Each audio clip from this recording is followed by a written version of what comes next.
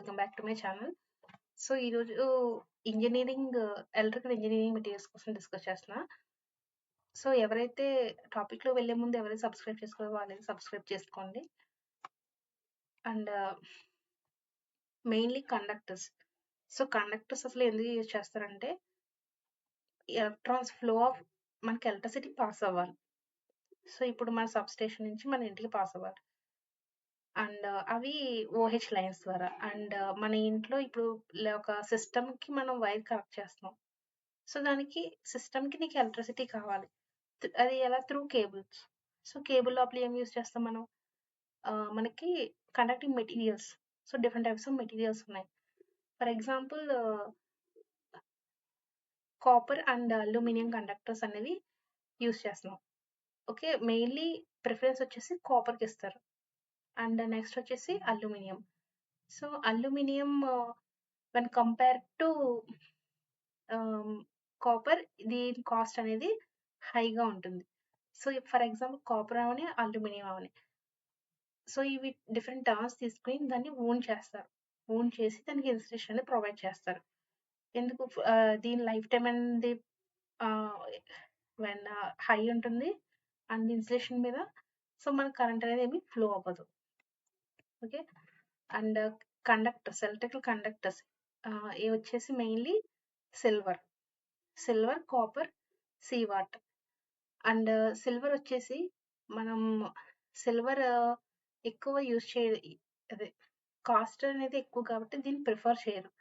And next దానికన్నా copper resistivity అవి తక్కువ ఉంటాయి కాబట్టి కాపర్‌ని ఫస్ట్ చూజ్ చేసుకున్నారు. అండ్ ఇన్సులేటర్స్ అంటే కరెంట్ ఫ్లో అవ్వదు అందులో. వుడ్ గాని, రబ్బర్, ఆయిల్, పేపర్స్. సో, ఇందులో కరెంట్ అనేది ఫ్లో అవ్వదు. థర్మల్ కండక్టర్స్ వచ్చేసి గోల్డ్, స్టీల్, డైమండ్ ఇవి.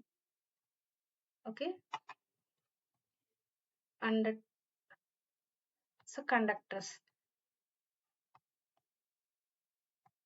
సో, కండక్టర్స్ అంటే సపోజ్ ఫర్ ఎగ్జాంపుల్ ఒక కండక్టర్ తీసుకుందాం.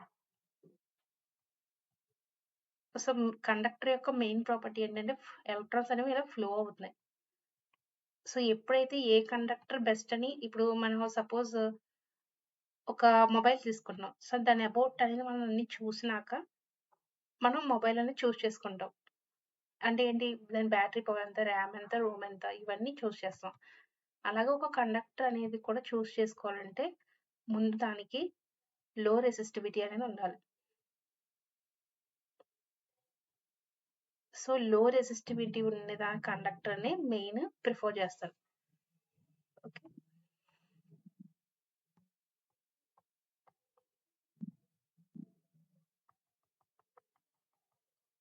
సో, మెయిన్ కండక్టర్‌కి ఉండాల్సిన లక్షణం మాట అది.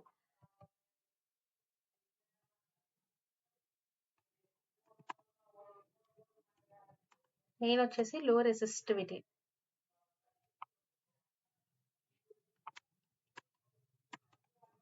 And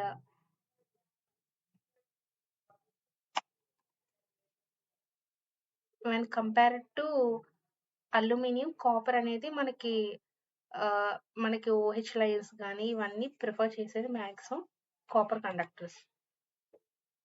okay. అండ్ లో రెసిస్టివిటీ ఉండేదాన్ని ఎక్కడైతే లో power loss and low voltage drop.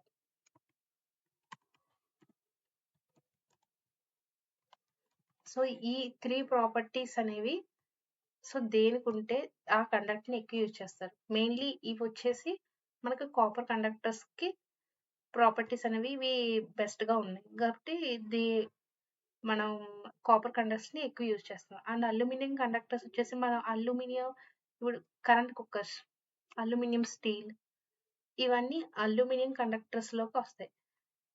And next వచ్చేసి అసలు వాట్ ఈస్ కండక్టర్ అంటే ఏంటి? కండక్టర్ అనేది flow of electric current through electric charges కానీ, minimum resistance and free moving charge carries. అంటే ఈజీగా ఫ్లో అవ్వాలి. ఇందాక చెప్పిందే.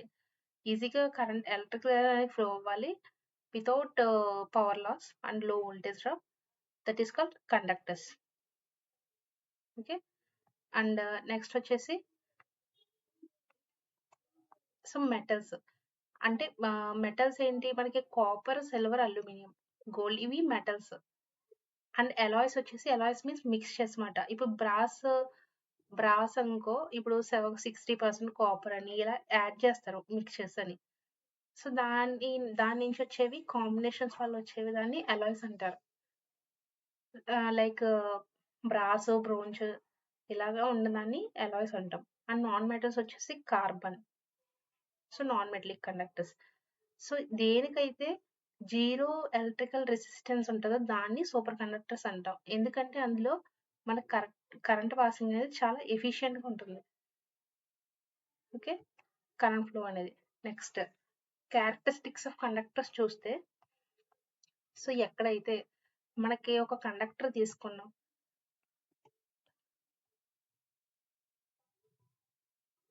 సో ఎక్కడైతే మనకి ఒక కండక్టర్ లో రెసిస్టివిటీ ఉన్నదంటే దానిలో కరెంట్ పాస్ అనేది ఈజీగా ఉంటుంది. సో అందులో వోల్టేజ్ డ్రాప్ తక్కువ ఉంటుంది. పవర్ లాస్ అనేది కూడా తక్కువ ఉంటుంది. సో ఎప్పుడైతే లో రెసిస్టివిటీ ఉందో సో దానిలో కరెంట్ పాసింగ్ అనేది ఎక్కువ ఉంటే సో కండక్టివిటీ అనేది కూడా ఎక్కువే ఉంటుంది. So temperature depends. For example ఇప్పుడు ఒక టీవీకి కేబుల్ కనెక్ట్ చేసి 1 అవర్, 2 అవర్స్ మీరు చూస్తా ఉన్నారు. సో దాని లోపల కేబుల్ లోపల వైర్ సో హీట్ అవుతుంది. సో దాన్ని టెంపరేచర్ అనేది డిపెండెన్స్ అంటే ర్యాపిడ్‌గా కూల్ చేసుకుంటుందా లేదా? అండ్ టెంపరేచర్ డిపెండ్స్ అనేది ఇంక్రీజ్, డిక్రీజ్ అనేది అవుతుంది. సో కానీ అది కూలింగ్ అనేది చేసుకునేది కాపర్. ఓకే. ఇవి. అండ్ నెక్స్ట్ వచ్చేటికి మెకానికల్ ప్రాపర్టీస్. మెకానికల్ ప్రాపర్టీస్ అంటే ఇప్పుడు మనం ఒక మెటీరియల్ యొక్క స్ట్రెంగ్త్ అండ్ డక్టిలిటీ గాని అంటే ఇప్పుడు అది ఎక్కడన్నా ఫాల్ట్ వచ్చినా సరే ఈజీగా వెల్డింగ్ చేసేలా ఉండాలి. అండ్ అది మామూలుగా ఫ్లెక్సిబుల్‌గా స్ట్రెచ్ అవ్వాలి. అండ్ దాన్ని స్ట్రెంగ్త్ ప్రాపర్టీస్ కూడా కరెక్ట్‌గా ఉండాలి. సో కరోషన్ అంటే రెసిస్టెన్స్ టు కరోషన్ అంటే అంటే ఒకవేళ అట్మాస్ఫియర్‌లో ఉండి మనకి అది తుప్పు పట్టకుండా ఉండాలి.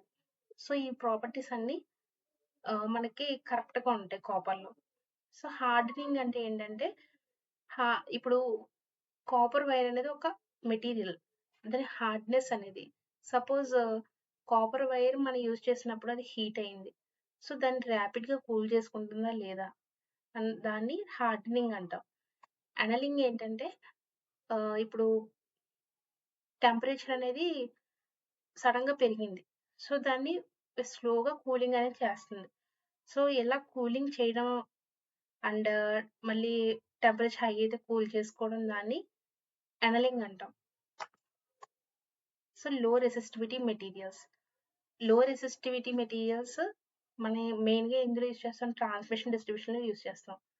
ఎక్కడైతే లో పవర్ లాస్, వోల్టేజ్ డ్రాప్ ఉంటదో దాన్నే ప్రిఫర్ చేస్తాం. అండ్ వోల్టేజ్ డ్రాప్ తక్కువ ఉంది కాబట్టి.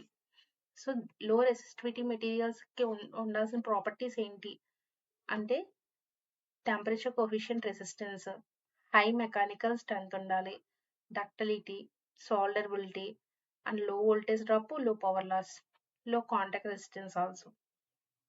ఓకే. అండ్ మెయిన్‌లీ కాపర్ అనేది ఎక్కడ యూజ్ చేస్తారు మనకి? సో మెయిన్‌లీ కాపర్ అనేది వైరింగ్స్. సో ఎలక్ట్రికల్ వైరింగ్స్ అన్నీ, ఇండస్ట్రియల్ వైరింగ్ అవని and electronics circuit boards, connectors, chips and motors, జనరేటర్స్‌లో మనకి కాపర్ వూండ్ అయినప్పుడు కూడా కనిపిస్తుంది. సపోజ్ మనం ఇండక్షన్ మోటార్స్ చూస్తే మనకి వూండింగ్ అనేది లేదంటే ఒక ఫ్యాన్ ఇండక్షన్ మోటార్ చూస్తే దాని వూండింగ్ అనేది చేస్తారు. అంతా కాపర్. ఓకే. టెలికమ్యూనికేషన్స్‌లో, ప్లంబింగ్, హెచ్‌విఏసీ అండ్ బిల్డింగ్ కన్‌స్ట్రక్షన్స్‌లో. And properties when compare to copper, aluminium properties ఏంటంటే ఇవి చెప్ ఆహ్, కాపర్ ప్రాపర్టీస్ వచ్చేసేప్పటికి temperature coefficient of resistance. So 0.004 so ఇవైతే గుర్తుపెట్టుకోండి. ఎందుకంటే ఇవి మనకి మెయిన్ ఆబ్జెక్టివ్ టైప్ కాబట్టి what is the copper temperature coefficient resistance అని అడగొచ్చు. 0.004 per degree centigrade and melting point 1084 degree centigrade. Boiling point వచ్చేసి copper 2595. Resistivity 1.7 into 10⁻⁻8 ohm metre. అదే అల్యూమినియం వచ్చేటప్పటికి మెల్టింగ్ పాయింట్ వచ్చేసి 658, boiling point 1800 degree centigrade, tensile strength 0.95 to 1.5 turns per centimetre square. అంటే ఇది ఇప్పుడు ఇదంతా చెప్తుంది టెలిగ్రామ్లో పీడిఎఫ్ పెడతాను. ఎవరైతే యాడ్ అవ్వలేదో వాళ్ళైతే యాడ్ అవ్వండి. సో మెయిన్లీ అల్యూమినియం అప్లికేషన్స్ వచ్చి సో ఎక్కడ యూజ్ చేస్తారంటే power transmissions, OH lines. OH lines మనకి బయట దానికి కేబుల్స్ మనకి ఓహెచ్ లైన్స్కి ఇన్సులేటర్స్ ఏం కవర్ చేయరు, అది వూండింగ్. సమ్టైమ్స్ కొన్ని చోట్ల కాపర్ కూడా యూజ్ చేస్తారు. అండ్ ట్రాన్స్పోర్టేషన్ వచ్చి ఆటోమోటివ్స్లో, ఏరోస్కోప్స్లో, కన్స్ట్రక్షన్ పర్పస్లో యూజ్ చేస్తారు. అండ్ హౌస్ హోల్డ్లో కుక్వేర్ కానీ అదే ఎలక్ట్రికల్ కుక్కర్స్ కొన్ని అప్లియన్సెస్లో వాడతారు. ఎలక్ట్రానిక్స్ వచ్చేటప్పటికి capacitors and conducting some circuits. So ఇవి అసలు మెయిన్లీ అప్లికేషన్స్. కండక్టింగ్ మెటీరియల్స్ అనేవి టోటల్ ఎలక్ట్రికల్ వైరింగ్ సర్క్యూట్స్ కానీ ట్రాన్స్మిషన్స్ ఎలక్ట్రానిక్ కాంపోనెంట్స్లో యూజ్ చేస్తారు.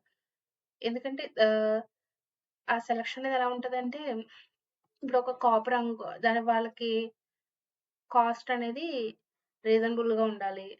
సో దాని ఫ్లెక్సిబిలిటీ ఉండాలి, డ్యూరబిలిటీ ఉండాలి, టెన్సైల్ స్ట్రెంత్ కరెక్ట్గా ఉండాలి. అండ్ రెసిస్టెన్స్ టు ఇప్పుడు అట్మాస్ఫియర్కి ఎక్స్పోజ్ అయినా సరే కరోషన్ అవ్వకుండా ఉండాలి, అంటే తుప్పు పట్టకుండా ఉండాలి. సో ఇదండి. నెక్స్ట్ మీరు కంటిన్యూ చేయమంటే కంటిన్యూ చేస్తా. టాపిక్స్ ఇవి మీరు కంటిన్యూ చేయమంటే కామెంట్లో కంటిన్యూ అని పెట్టండి. సో నేనైతే పార్ట్ 2 అయితే పెడతా అప్పుడు. Okay. So thank you for everyone.